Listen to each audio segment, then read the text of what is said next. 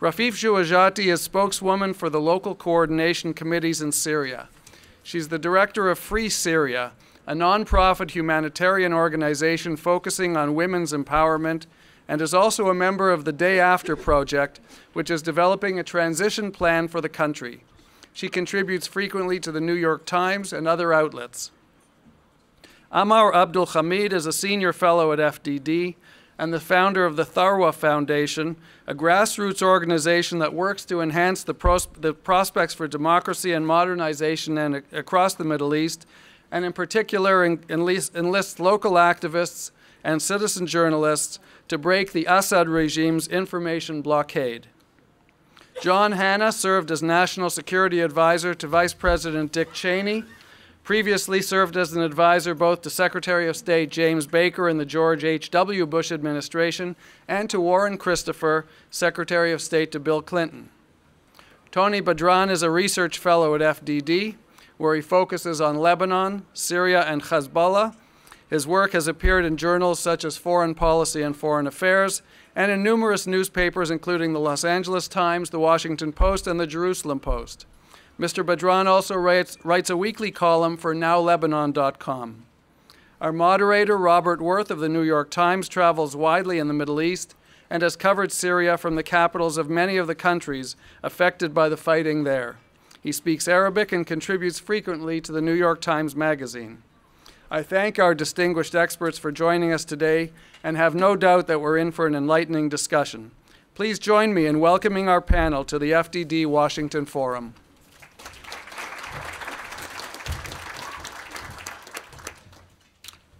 I'm Robert Worth. I'll just say a few quick things, and then we'll move on to discussion with the panel. Ambassador Ford covered a lot of ground, as did the questions.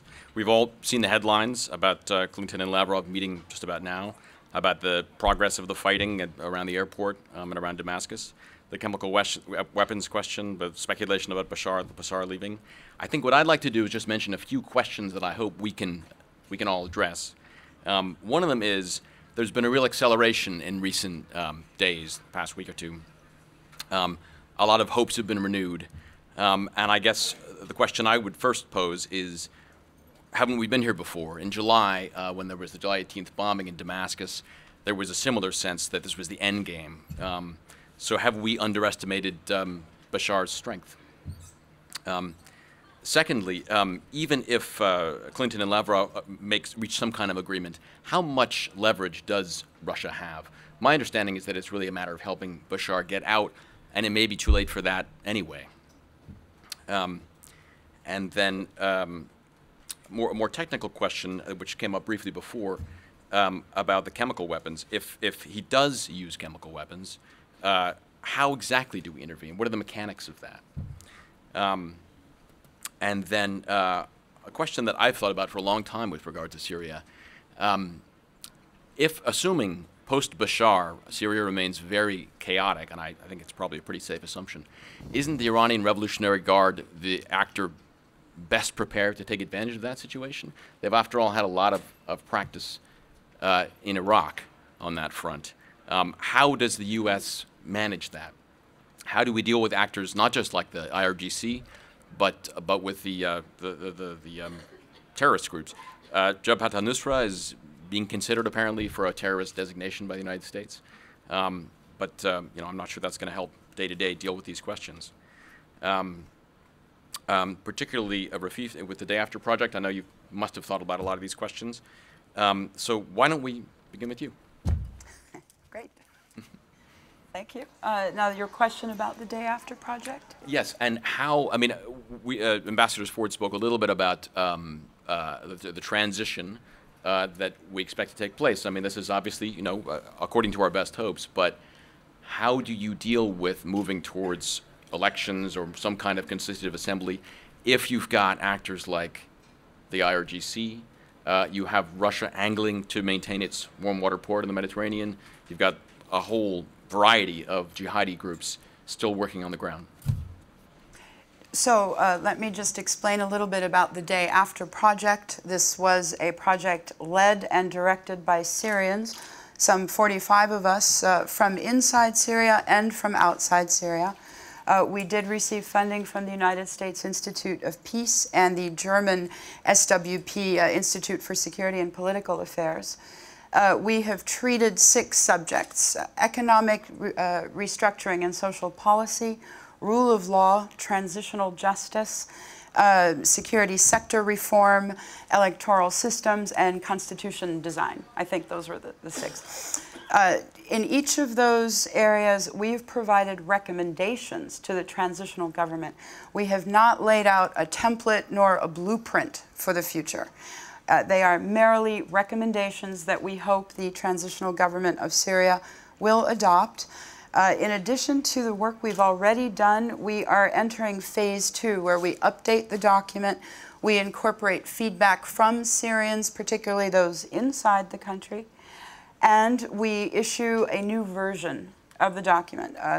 Events in Syria just over the past week, let alone the several months since we released the first version, have escalated to the point that now we have entirely new dynamics. Within the day after, we do not address foreign policy issues. We do not address issues of foreign armed agents on the ground. We deal with the security sector reform of the mukhabarat. We call for a dismantling of the mukhabarat system in Syria, but we do call for a gradual de-Baathification as opposed to an immediate one within the government. Would other members of the panel like to address this question of how to deal with extremist groups and violent groups? And perhaps, Tony, if you could talk about, after all, one issue that came up previously was the potential for, or extreme likelihood of retaliation against the Alawis in this post-Bashar period. One of the things that I've written about as well is that the difference between the Iranians and the United States has been that the Iranians have looked to game out various contingencies and possibilities in Syria, whether Assad falls or whether Assad simply contracts. So one of the things that they've done is they've looked to build up the so-called Shabiha paramilitaries, these Alawite militias that used to be like gangs and now have become almost like stormtroopers for the regime.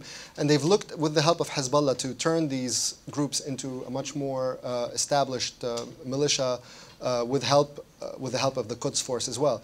So they've done that, but then they've looked to other possibilities. As Syria begins to fragment into various regions controlled by various different militias, they've looked to sort of alliances of convenience and with groups such as the PKK, the Kurdistan Workers' Party, for instance.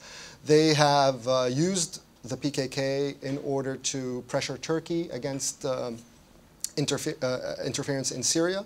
But this kind of relationship opens the door for future collaboration, so whereby the Iranians could create various islands of influence with a number of militias. So you will have maybe in the coastal region where the Alawites predominate, essentially an Alawite protectorate with Iranian and Russian support. Now, since I've started thinking about these things, there have been developments there too, because the rebels have been able to make some inroads into the Alawite coastal, sort of on the strip on the western coast of Syria, especially from the north, where the rebels have been very strong in Idlib and in the Idlib province, for instance. They've been able to make inroads into the Alawite coastal mountains and take hold of some Alawite villages. Now, when they got there, there wasn't anybody there.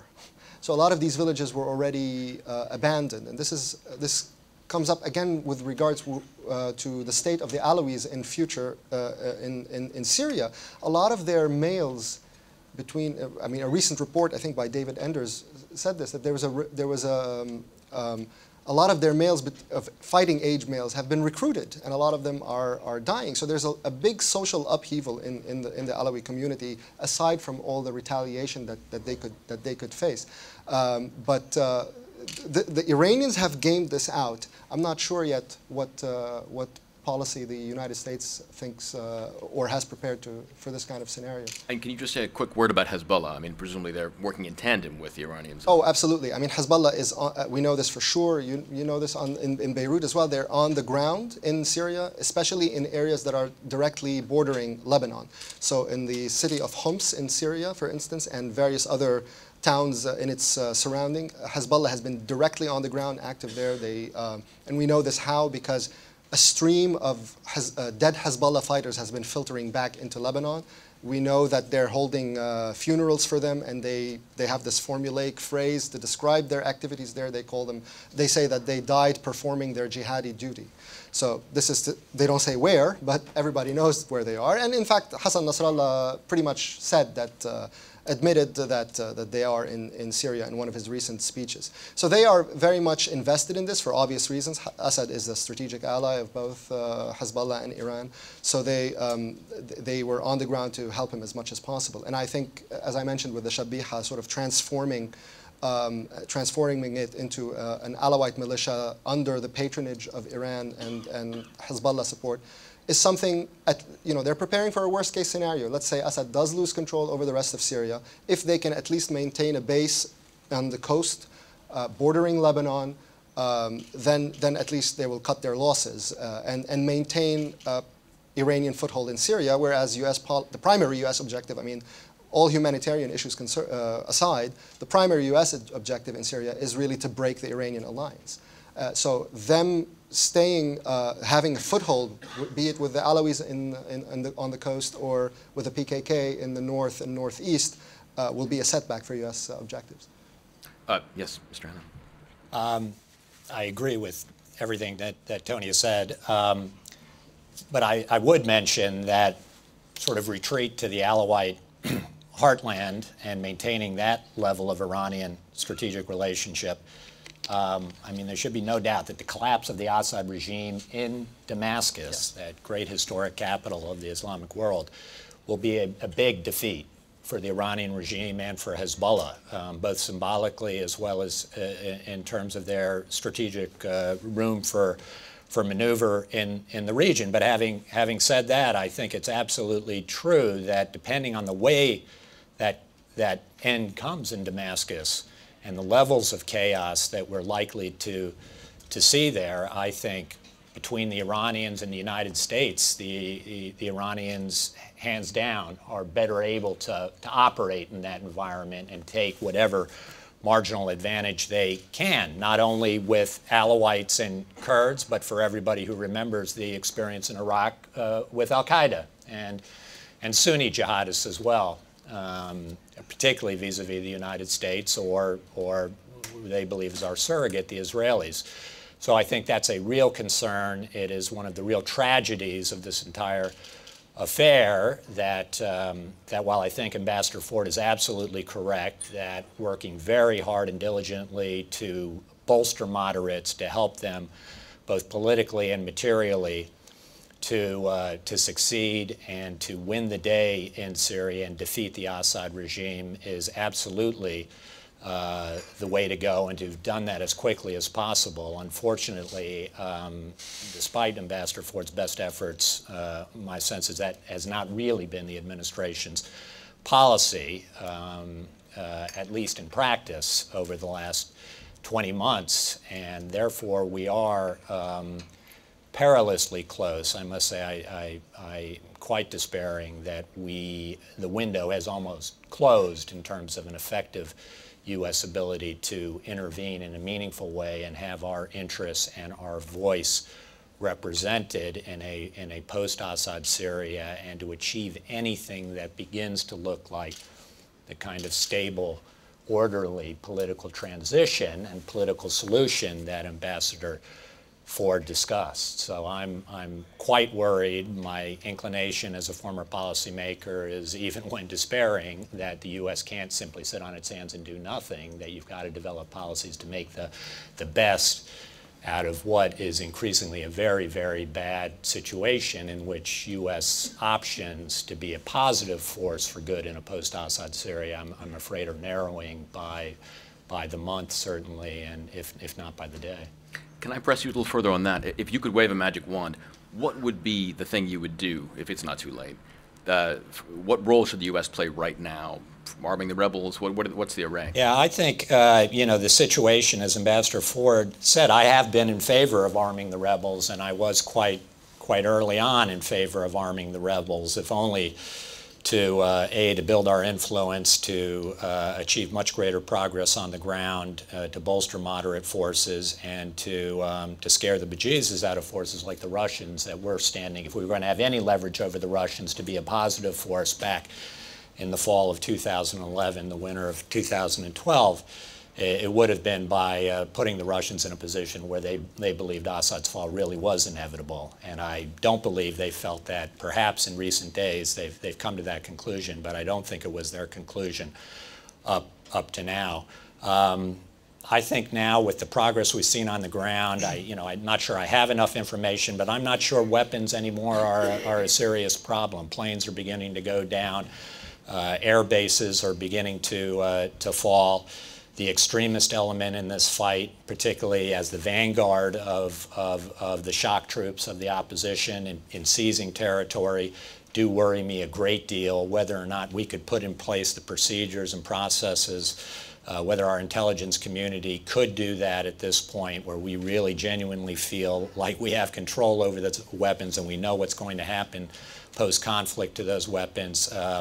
I don't have a lot of faith that we're going to be able to do that. So I am left in the what is a very unhappy and unsatisfactory position of believing that when Ambassador Ford talks about a focus on moving relatively rapidly and quickly to develop a diplomatic option, and a real diplomatic option, my sense is that the U.S. has subcontracted this diplomacy out for far too long, and when you weren't backing the opposition, subcontracting our diplomacy out to Kofi Annan or the Russians was almost a certain loser. Now that the opposition is making real gains, we've got something that begins to look like at least a viable political umbrella in terms of this new Syrian National Coalition. And given that there may be prospects that the Russians are more worried than we were before, I think the United States has really got to think seriously now about, if it's not going to exercise leadership in backing people, freedom fighters who have, I think, were principally fighting for dignity and freedom, not fighting for the black Islamic banner of al-Qaeda initially.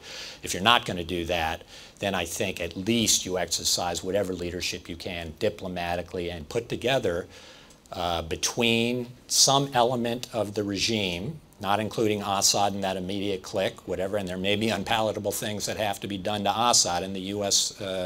May have to play more of a leaning forward role than Ambassador Ford suggested.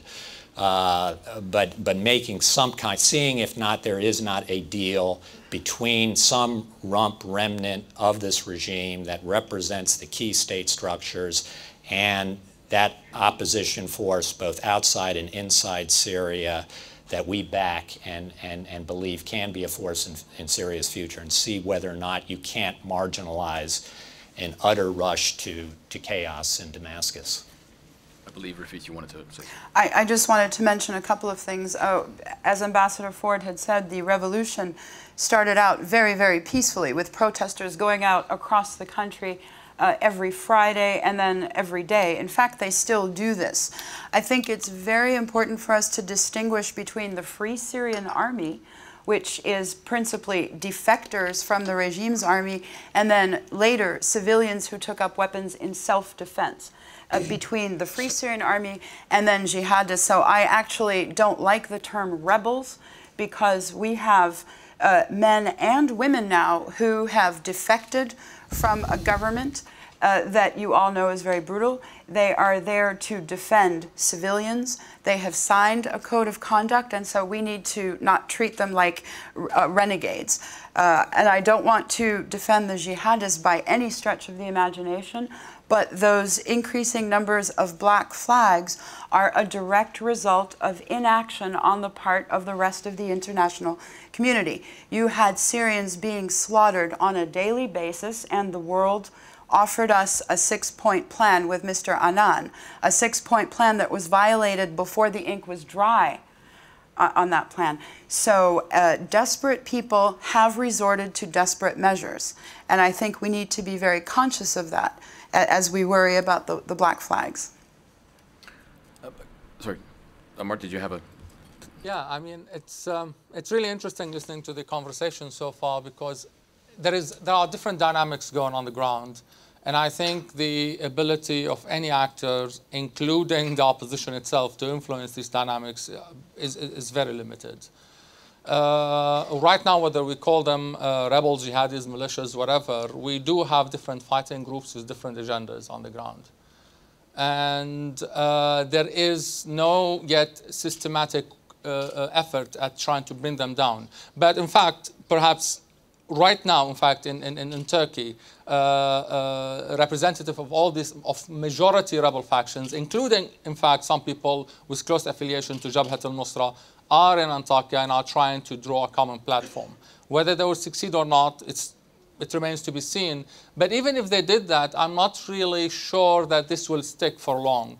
Because once Assad falls from Damascus, once he leaves, whether he goes to an Alawite enclave or he leaves the country or is killed, it doesn't matter. But we then have the fight for relevance. Which group is going to control what?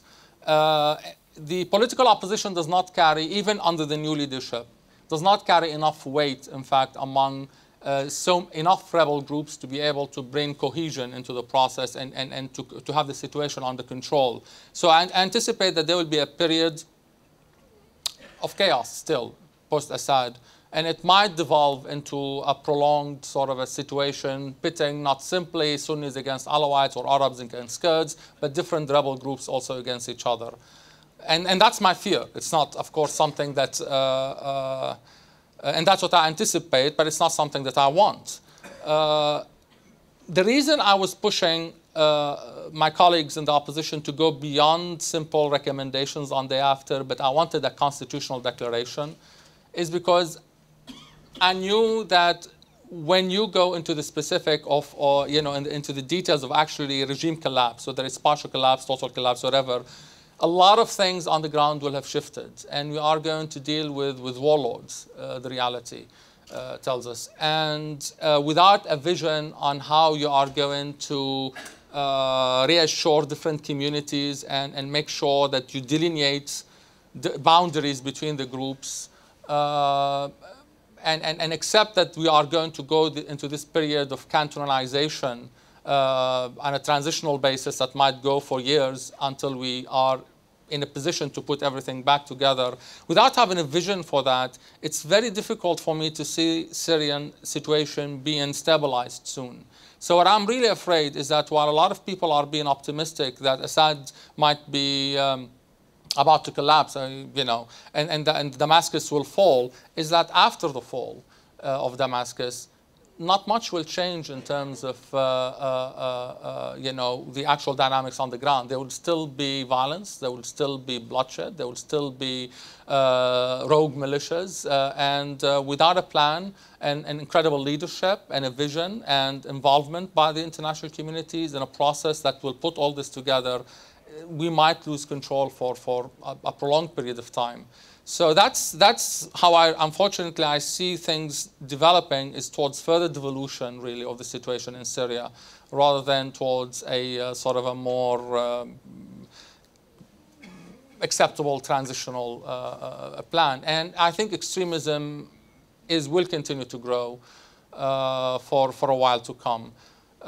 It is unfortunate that this is, my prediction, or I see this happening, because as Rafif pointed out, an earlier intervention would have really played a role in containing the situation, and we would not be dealing with this scenarios right now. But at this stage, we are staring really into the abyss.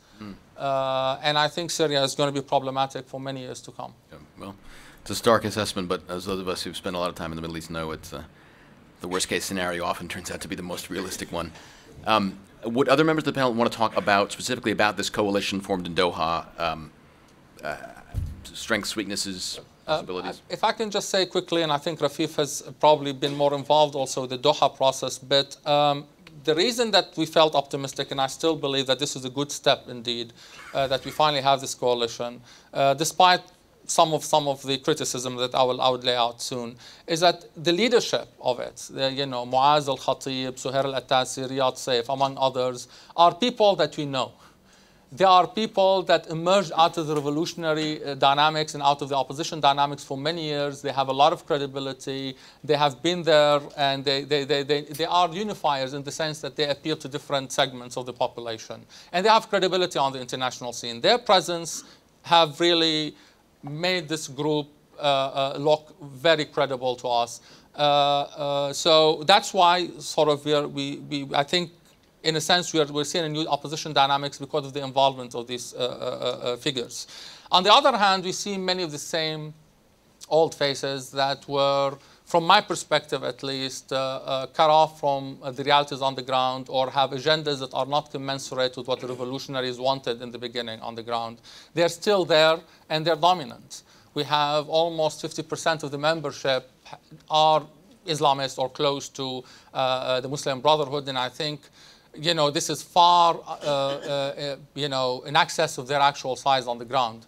So we do see a political process that's really, to me, unrepresentative yet of the aspirations of the Syrian people. And that is problematic for me.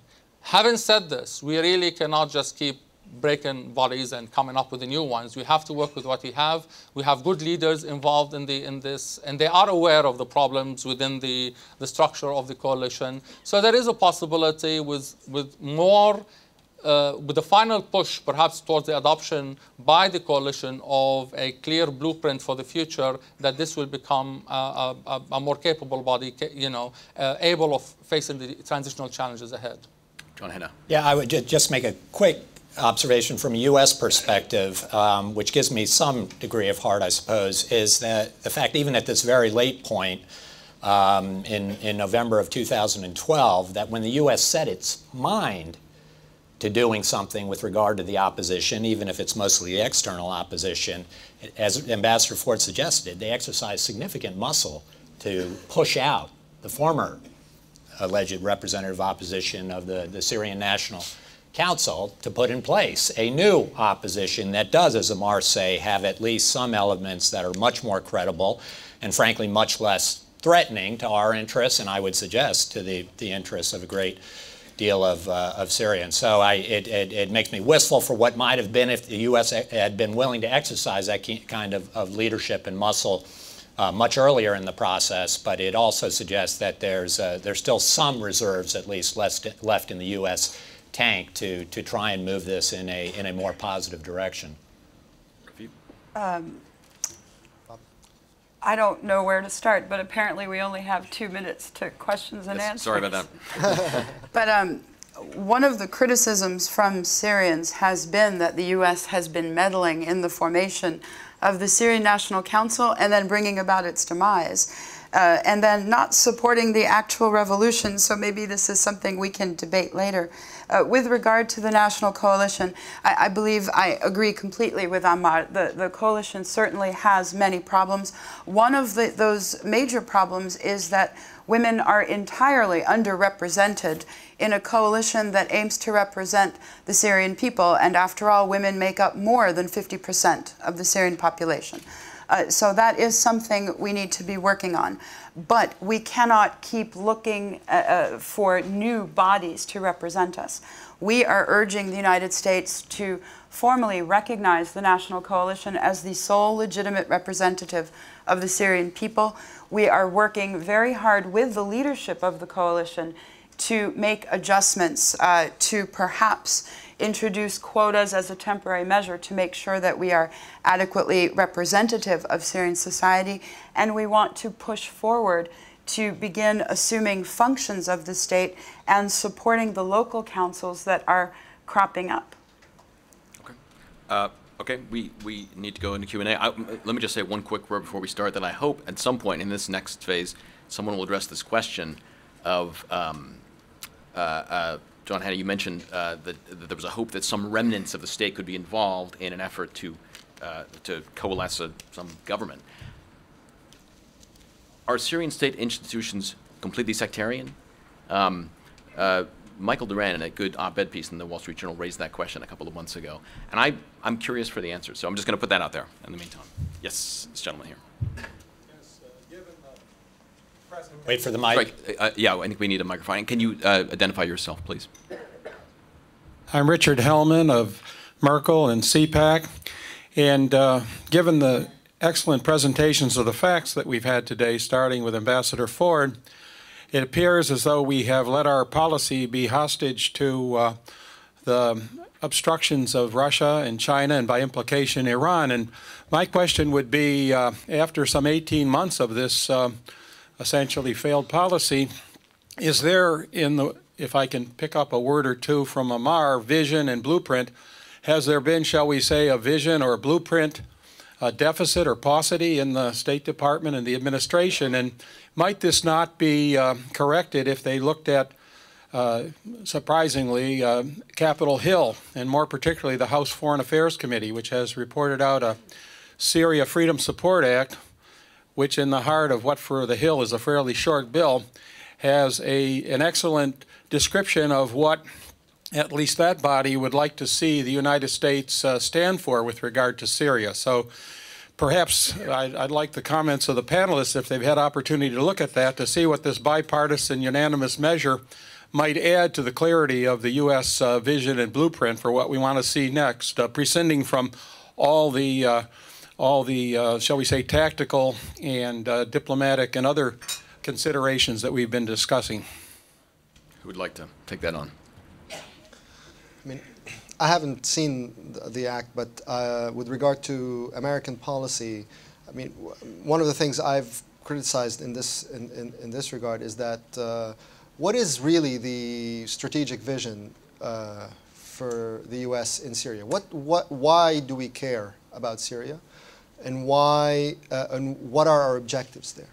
Those two things have been, unfortunately, very blurry throughout the last 2 years, or almost 2 years. The contention is that there are essentially really three major objectives for the U.S. One is to break the Iranian alliance. I mean, that is, from a strategy point of view, that is the primary objective.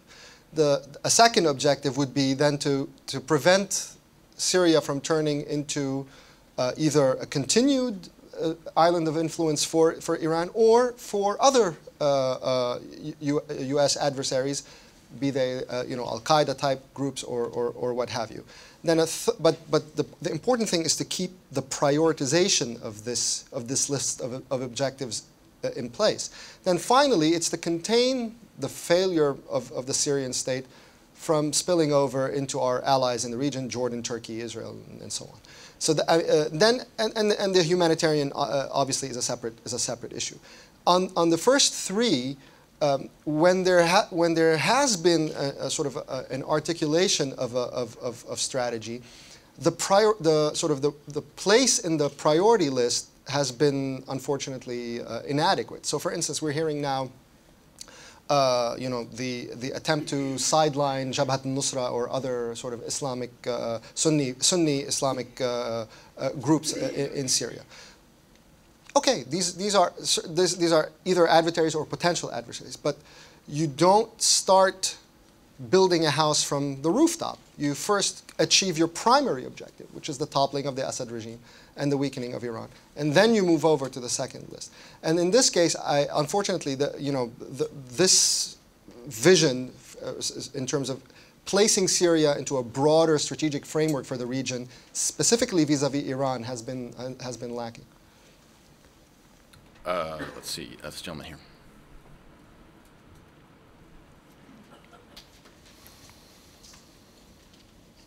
Thank you, panel. What's most unsatisfactory... Sorry, can you just identify yourself? Oh, I'm sorry. Jarl Rogovan from Los Angeles, FTD supporter. What seems most unsatisfactory in the question of weapons and U.S. policy and lack of U.S. policy and where they're going with Syria is this enormous question of the chemical weapons. It's been hanging over us for months. It's an emerging crisis now, whether Assad uses them or not. There's a vast stores. Put it in perspective, Syria is first or second in the world in its chemical arsenal, the competitor for tonnage being Russia. Are we blithely assuming that whatever succeeds there simply won't want the chemical weapons and they'll call us in to destroy them, destroy these weapons for them? Are we blithely assuming this? Are we blithely assuming nothing? Are we blithely assuming that somehow Al-Qaeda won't get some of them, that Hezbollah won't get some of them? I mean, whither goes these weapons? Whither goes the policy or non-policy on this? I'm worried. I've been worried from day one of this. If I may, actually, I would say we are blithely assuming nothing, to use your own words. I think what I have seen on part of the administration on this is an actual lack of vision, and this is also building on Tony's statement. There are competing narratives. There is continuous analysis, and there is a lot of people expressing worry about the potential use of chemical weapons or the potential devolution of this conflict into a wider regional meltdown. But I really have not seen anyone describing or trying to describe a policy to contain that. And even now, I mean, we hear President Obama, for instance, saying, or in fact also now Robert Ford saying, you know, don't think about using chemical weapons, Assad. We are not going to allow this. Okay, well, let's assume that tomorrow he did. So what? What are the consequences? What are they going to do? Is there a fleet in the Mediterranean that can do something? What does that mean? If Pentagon officials are saying 75,000 are needed to secure the WMD sites, where are these 70,000 people going to come from? Who is putting together an international force to ensure that this is what's going to happen? Do they want to intervene? Do they not want to intervene? I don't really understand that anymore. I mean, they called on Assad to depart, and yet they have not adopted a policy to ensure his departure. They are calling on him not to use the chemical weapons, but there is no policy, and they're warning there will be consequences, but you cannot see anything on the table on how these consequences will be brought about. So I really think that there is an absolute lack of vision on part of this administration as how we are going to handle the situation. And this is something that have been troubling for quite a long time, to see that they have not really even come close to producing something that can actually make a difference on the ground. They've worked with the coalition, they've worked with the opposition groups, they put together a national coalition, and it would not have happened without their involvement, and this is good. But they are not even working with the rebels. The rebels are coming on their own, trying to organize in order to make a position and to take a position on whether they want to be under the coalition or not. This is happening separately from anything that the Obama administration has had anything to do with. They are not part of this process. But it's the rebels who are going to make a difference on the ground. And if you are going to try to adopt a strategy to secure the WMD's sites, you need the rebels to cooperate with you. You need them to be on your good side. Right now, the protesters in Syria, all of them are raising a flag saying we don't want peacekeepers on the ground in Syria. Because if you have peacekeepers on the ground, they are going to ensure that the Alawites will be in their areas, the Kurds will be in their areas, that the country will be divided. This is a new mantra right now. 2 years ago, people wanted international intervention. They were, expressing a lot of feelings of friendship towards the international community. Now, they don't want them to be involved on the ground anymore. So, and how are we therefore going to secure the WMDs? When the sentiments are, we don't want to. So we are getting into a space where there's a lot of radicalization because there's a lot of despair. A lot of frustration. The Syrian people have really been betrayed and have been left to extremist forces to take over. So I don't have an answer to that except to say that, I really expect the situation to grow worse simply because there is no vision on part of anyone. I blame the opposition for a lack of vision on a variety of issues. I blame the Obama administration for the lack of vision also on certain issues. We are left in a situation where a process is being let to devolve on its own. and no one seems to be really that worried about the consequences for some reason, even though by all means they will be dire. By any significant, by any simple insertion of rational analysis into the formula, we all realize that if you let this thing devolve on its own, there'll be dire consequences for everyone, and yet there is no policy. If I could just make a comment, please. I appreciate your concern for what happens to the chemical weapons next, but please know very, very well that nobody fears the use of chemical weapons more than the intended victims who are sitting ducks in Syria today. They have they've heard these reports that Assad is moving chemical weapons.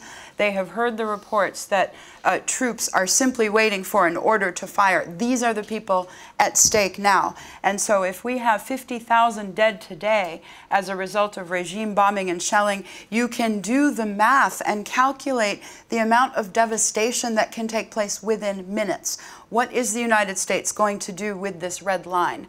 The message that Syrians are hearing, I'm saying this from a Syrian perspective, is, Mr. Assad, as long as you use barrel bombs or cluster bombs or white phosphor or artillery shelling on residential communities, you're okay, but don't use chemical weapons.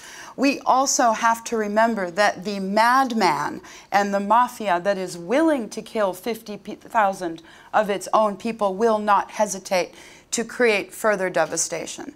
We also need to remember that in Homs and Zabadani and Daraya, activists have complained about the use of chemical weapons. Doctors have been putting together video footage of victims of chemical warfare. The Assad regime used chemicals in 1982 in the Hama massacre. So there really is a failure of US policy because every step of this revolution was predictable, and the United States failed to take the appropriate measures.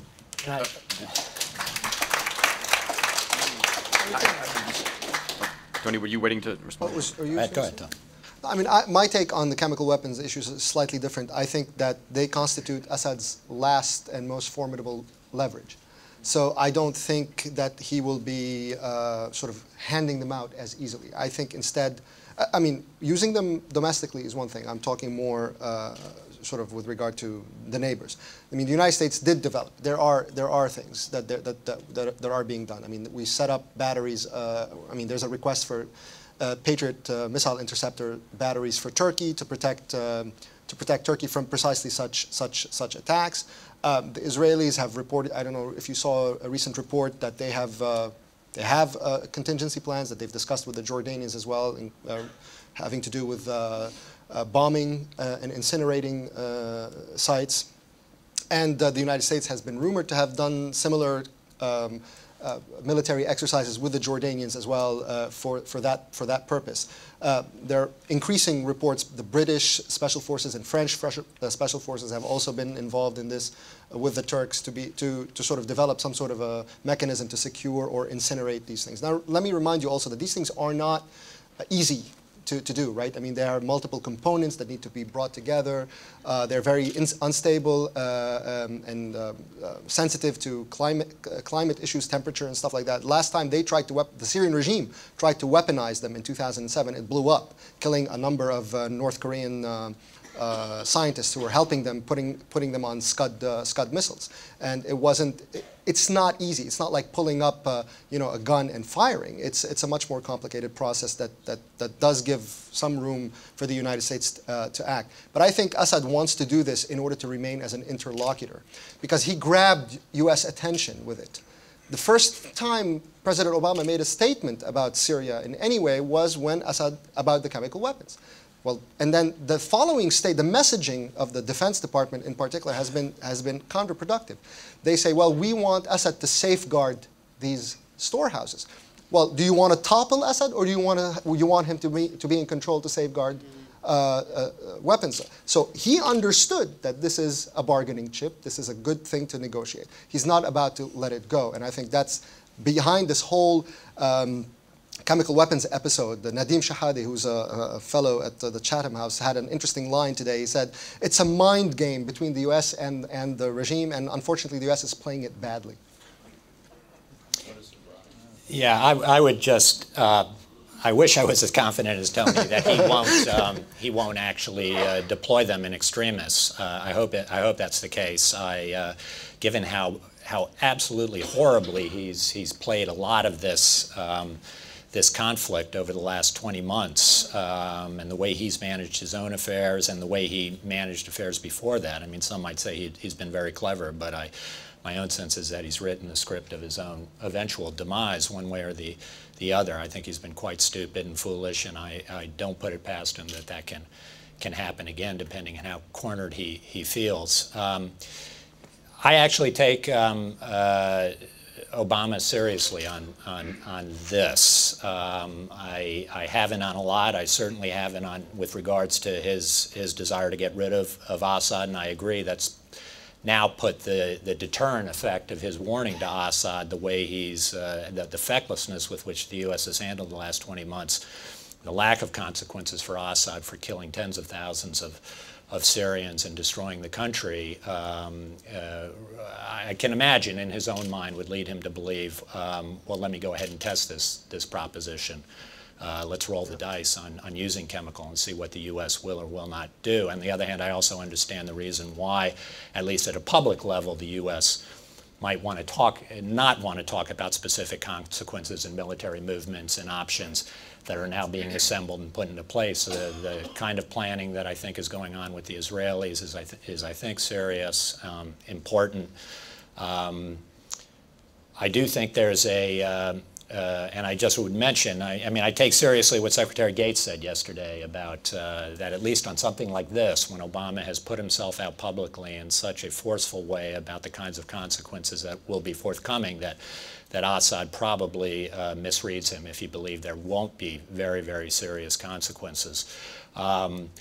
I have heard and I understand, and Tony discussed the Israeli plans for incineration and bombing of these things. I haven't seen a discussion of U.S. preemption to go after these weapons depots, if in fact that is technically a feasible operation without the kind of subsequent dispersion of these chemicals to surrounding populations and across borders. I haven't seen a serious analysis done on that. I'm told it's technically difficult, but feasible.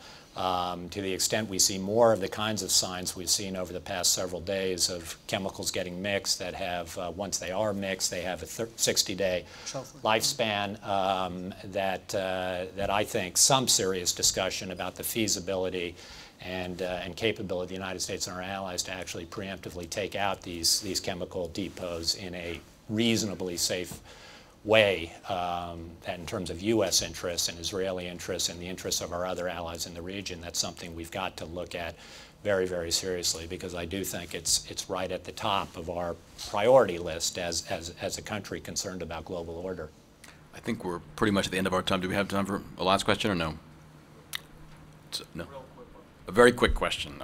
This man, right, gentleman here. Ari Rappaport, a concerned citizen. I'll pose this question to the lady. Why should America support the Doha agenda if it's clear that Qatar, Saudi Arabia, and Turkey support Islamists in Syria? They're raising the black flag.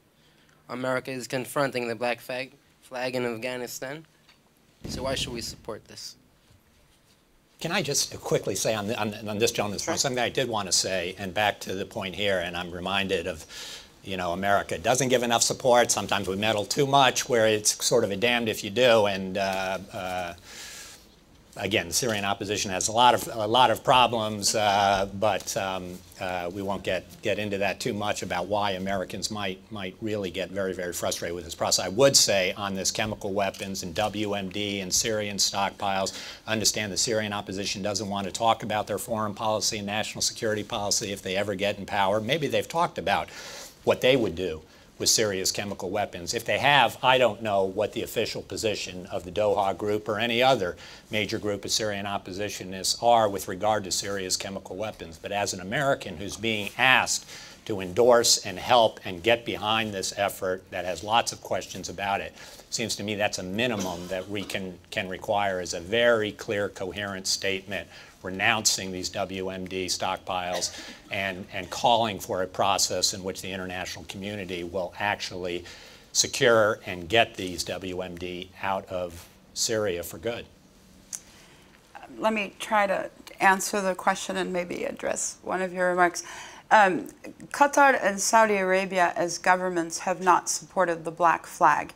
Individuals who have money, who see a desperate situation and see an opportunity for mercenaries to enter, have funded those black flags. Why should the United States support the coalition? Because the lack of support for an opposition movement indicates continued legitimacy for the Assad regime. The world needs an alternative to Assad. We feel that we have provided one. We have had demonstrations around the country for several Fridays calling on the world to recognize this national coalition because we as Syrians do. We are saying this is our legitimate representative. So world, back at you. The United States is not in a damned if you do and damned if you don't position. They're in a damned if you give a lot of lip service but don't take specific action. The revolution is one of freedom, dignity, and democracy. And the United States had been upheld as a model for these goals. So many, many, many Syrians feel completely failed. No, I'm talking about the specific question of the opposition, and we're too much muscle, too much involvement, too much meddling in the opposition, and opposition to that point in time that had been quite incoherent and incapable and completely detached from the situation on the ground. And thank God the United States and the international community actually did get involved, or we wouldn't be at the point where Ambassador Ford discussed today, I'm afraid. Okay, and we have to wrap it up now, but thank you to all the panelists for a great discussion.